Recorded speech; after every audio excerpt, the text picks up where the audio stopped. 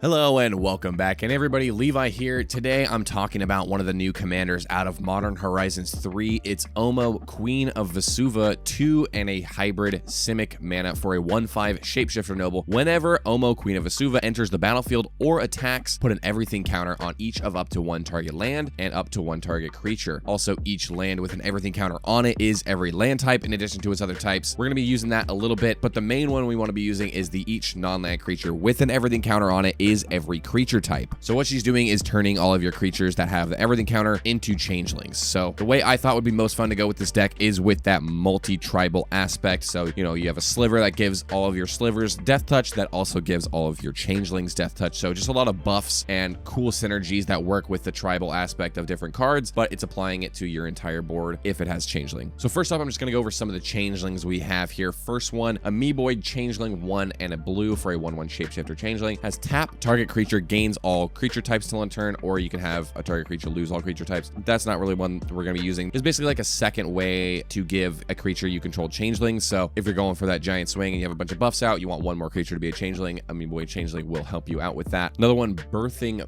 Boughs, 3 mana for an artifact. You can pay 4 tap, create a 2/2 colorless shapeshifter creature token with changeling. And I know that seems like it's a really hefty cost, but since we have so much mana acceleration in the deck from the lands synergies and also from the ramp synergies that we have with all the changelings, and then, you know, you have the elves that add mana for each elf on the battlefield, that kind of thing. It won't be that hard to be able to pump the 4 mana into our Birthing Boughs each turn to just make another changeling to really help our strategy. Next up, we got Morite of the Frost, 2 green, blue for a 0/0 shapeshifter with changeling. It says you may have Morite of the Frost enter the battlefield as a copy of a permanent you control, except it's legendary and snow in addition to its other types. If it's a creature, it enters with 2 additional 1/1 counters, and it has changeling. So this kind of sums up the entire category here. We're doing the changeling thing, and we're also doing the clone effects. So interesting thing about Morite is that it can copy our non-creature permanents, such as one of our lands or something. If we have some crazy synergy going on with our lands that I'll go into a little bit later, we could have Morite enter as one of those, but more likely we're just going to be copying probably one of our buff spells or just one of our, I'm going to be calling them tribal cards, a card that cares about its tribe, but it also benefits our changeling. So those are the quote-unquote tribal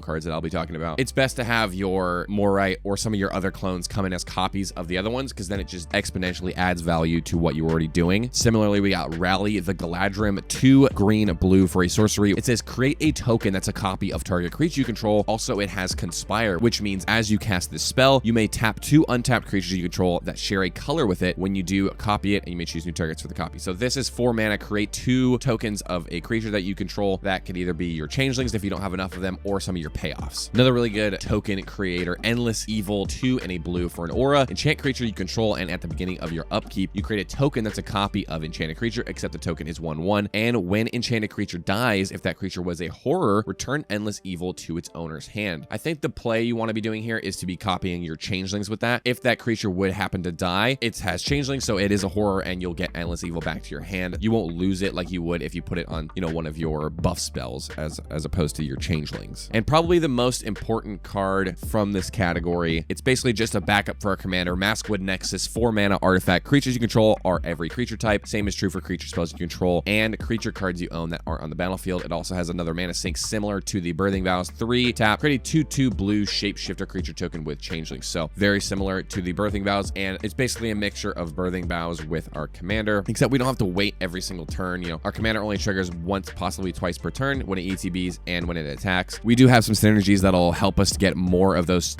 everything counters on our permanents, but Maskwood Nexus is a great way to speed that up. Next up, I'll go over some of the buff spells we have. Since we have a bunch of these creatures that are every creature type, we can use cards like Bio-Waste Blob to buff up our entire team, making them huge. So it's 2 green for a 0/0 ooze. It says oozes you control get +1/+1, and at the beginning of your upkeep, if you control a commander, create a token that's a copy of Bio-Waste Blob. So this will exponentially just get out of hand. Every single one of your upkeeps, as long as your commander's out, you get another copy of the Bio-Waste Blob. They consecutively stack those +1/+1 bonuses onto your entire team. It can get out of hand pretty quick. Another fantastic one in the deck, Hawkball of the Surging Soul, 2 green, blue for a 3/3 Merfolk Scout. At the beginning of combat on your turn, each Merfolk creature you control explores, which if you don't know means you look at the top card of your library. If it's a land, you put it in your hand. If it's non-land, you put a counter on the creature, and then you can either put it back on top or into your graveyard. It also says whenever Hackball of the Surging Soul attacks, you may put a land card from your hand onto the battlefield if you don't draw a card. So it's just doing everything you want in this deck. It's drawing you cards off of the Explore. It's putting lands in your hand off the Explore, or possibly keeping them on top, or possibly putting them in the graveyard if you don't need them, and then putting the counters on your team, which is buffing them up. Also, when he attacks, you can either ramp or draw. So Hawkball is just doing it all. Next up, I got Full Moon's Rise, 1 and a green for an enchantment. Werewolf creatures you control get +1/+0 and have trample, so this is giving your whole team trample. Also, you can sacrifice it to regenerate all werewolf creatures you control, so that's just a nice little added bonus. You can throw down your Full Moon's Rise early, giving your creatures the buff, and if somebody goes to board wipe, you can always sacrifice this in response and regenerate all of your changelings. Another nice little buff we got here, Shifting Sliver, 3 and a blue for a 2/2 sliver. Slivers can't be blocked except by slivers, so 99% of the time, this is just going to make all of your changelings unblockable, and then when you get those giant buffs from some of your other guys, you're just swinging in for a ton of damage that cannot be blocked. Next up, I got Mirror Galvanizer, 3 mana for a 2/2 artifact creature mirror. It says other mirror creatures you control get +1/+1, so that's a nice little anthem. Also, you could pay 1, tap the mirror, untap each other mirror you control. So it is good on its own just to untap all of our changelings after we've attacked or something like that, but it's also really good once our Omo has put a bunch of everything counters on some of our creatures that have tap abilities, which I'll go into in a minute. We could also be untapping them to get insane value every turn. Next category I'm going to go over is the card draw. First up, I have Seagate Loremaster, 4 and a blue for a 1/3 Merfolk Wizard ally. It says tap, draw a card for each ally you control. This is what I was talking about with the Mirror Galvanizer. If you have your Seagate Loremaster, and say it's something modest, say you have 2 changelings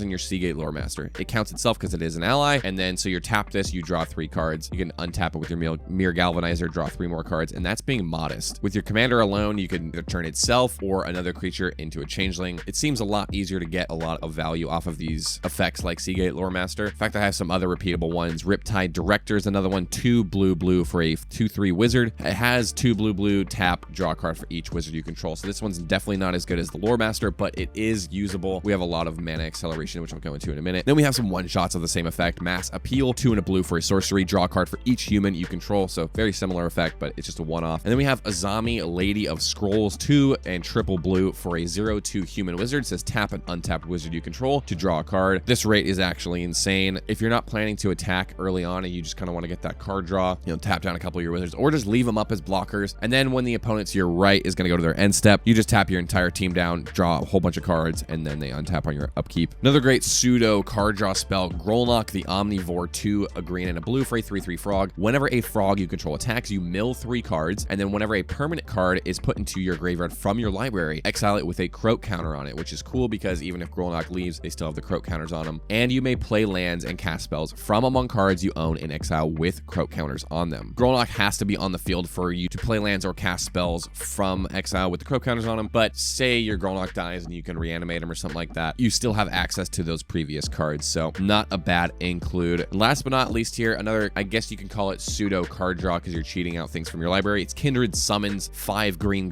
for an instant. It says choose a creature type, reveal cards from the top of your library until you reveal X creature cards of the chosen type, where X is the number of creatures you control of that type. Put those cards onto the battlefield, then shuffle the rest of the revealed cards into your library. So if you're going for the exact 1-to-1 copy of my build, I have the highest density of non-shapeshifter creatures is going to be slivers and humans. I have 6 of each of those, so it's probably likely that you want to be picking either human or sliver. That way you'll get the most amount of value. Just a couple cards to mention from the ramp category. Like I was talking about, I have Priest of Titania in the deck, 1 and a green for a 1/1 elf druid. It says tap, add green for each elf on the battlefield. This just taps to add green for each changeling you control and 1 for itself as well. Also, it counts your opponents, so if you're playing against an opponent who has, just a random Beast Whisperer out, that adds another green for you, or somebody who has a Llanowar elves. Elves are a very common creature type in Magic, so this could be extremely beneficial because it also counts your opponent's elves as well. Then we got stuff like Manawef Sliver, 1 and a green for a 1/1 sliver. Sliver creatures you control have tap, add 1 mana of any color to your mana pool, so it turns every single one of your changelings into a mana dork. Also counts itself, which is nice. And then we got Krosan Warchief, 2 and a green for a 2/2 beast. It says beast spells you cast cost 1 less to cast, so that gives a little bit of a cost reduction to your changelings. It also has some protection on it. Pay 1 and a green, regenerate target beast. Fantastic value on this guy. Cost reducer and protection on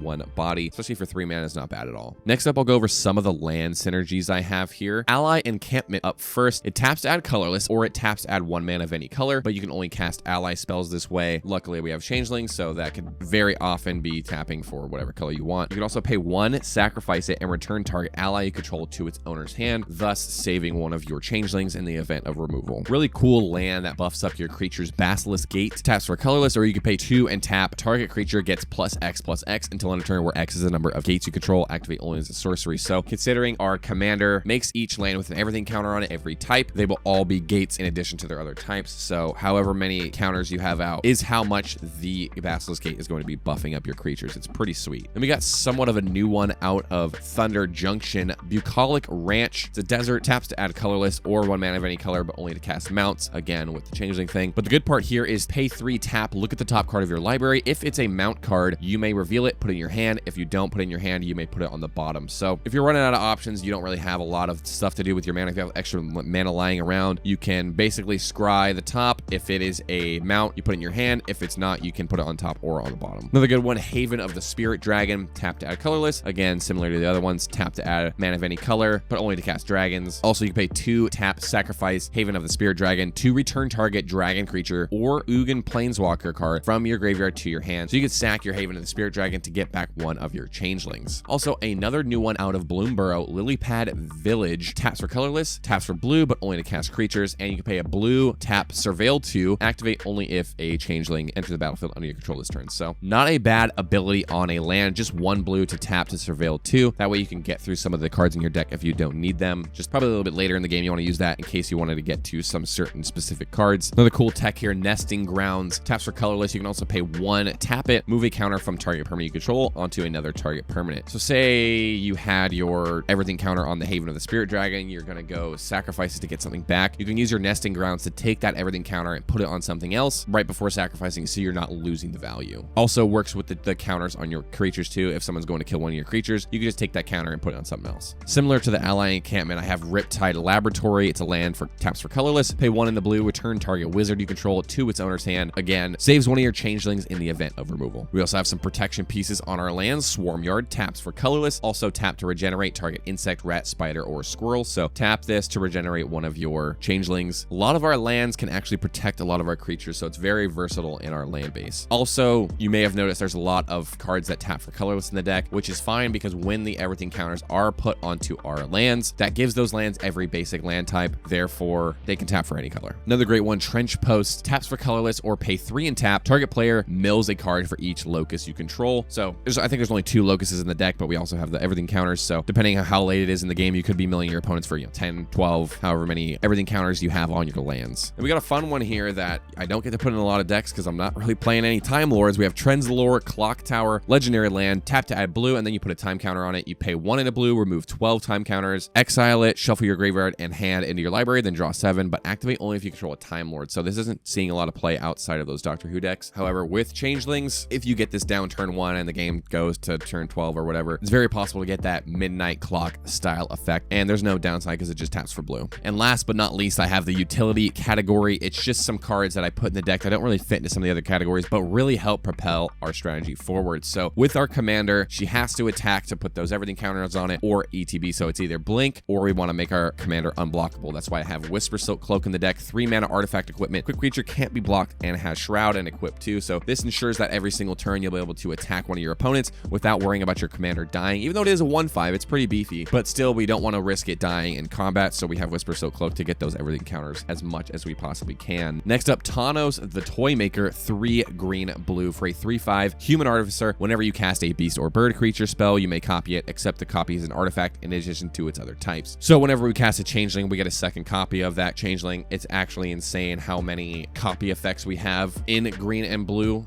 I think there's 3 separate cards that when we cast one of our changelings, we get an additional copy of it. So just insane value. Probably one of the most insane cards we have in the deck, Rooftop Storm, 5 and a blue for an enchantment. You may pay 0 rather than pay the mana cost for zombie creature spells you cast. This just means every single changeling you cast is free. You can't get much better than that. Everybody loves free spells, right? Then we got one that's not exactly necessary for the deck, but it looks really fun. And since we're playing the tribal deck, you might as well try and screw over your opponents with it. So I have Peer Pressure in the deck, 3 and a blue for a sorcery. You choose a creature type. If you control more creatures of that type than any other player, you gain control of all creatures of that type. So this one, you're going to kind of have to wait and see for when exactly you want to be using this. Just incidentally, I think a lot of your opponents can have some overlapping creature types. Wait until there's 3 or 4 or 5 creatures that kind of share a creature type between your 3 opponents. Cast this. Obviously, you're going to have a ton of changelings, so you're definitely going to have the most amount of whatever the creature type is, human, let's say, and then you just permanently steal all of those force cards from your opponents. This seems like a really fun card. Definitely situational, so you're gonna have to wait and see when the opportune moment arrives, but when it does happen, I think it's gonna be really cool. Next up, I got Loyal Inventor, 2 and a blue for a 2/3 human artificer with vigilance. When Loyal Inventor enters the battlefield, you may search your library for an artifact card, reveal it, put it in your hand if you control an assassin. If you don't, you put that card on top of your library, so you obviously have an assassin with all your changelings out. Basically, the reason this is in the deck is basically another copy of our Maskwood Nexus, so if we get our Loyal Inventor out early, we can tutor out our Maskwood Nexus and turn on all of our creatures for every creature type. Actually insane value. Then we got a little bit of protection here with Diffusion Sliver, 1 and a blue for a 1/1 sliver. Whenever a sliver creature you control becomes a target of a spell or ability an opponent controls, counter that spell or ability unless its controller pays 2. So I'm pretty sure this sounds exactly the same as Ward 2. If I'm not mistaken, there may be a very minute difference between this and Ward 2, but it's basically Ward 2 on all of your changelings. And last but not least, like I was talking about with the Whisper Silk Cloak, the other way we can get those everything counters every single turn is with cards like Conjurer's Closet, 5-mana artifact. At the beginning of your end step, you may exile target creature you control, then return that creature to the battlefield under your control. So this just blinks one of your creatures on each of your end steps. There are other cards that do this, you know, the Thassa Deep Dwelling, I believe, does it on your end step as well. So if you wanted to do more of the blink stuff, you could. I just didn't really have that much room in the deck with how much I already wanted to do. So Conjurer's Closet seems like a good enough one for me. And that is the deck. This is one I actually am putting together in paper. Seems like an absolute blast to play. I would love to see all the little minute synergies in play and see how crazy your board can get. Not to mention all the interesting land synergies you have. So this is just a really different deck than I think most people have. I feel like not a lot of decks in people's collections are similar to this style of deck. So if you're looking for something that's pretty interesting that you don't have, you can go ahead and click the Architect link down in the description. But that is pretty much all I have for today, guys. Go ahead and leave a like down below if you like this video and you want to see more videos like it. But thank you guys so much for watching, and I'll see you guys next time. All right, take care.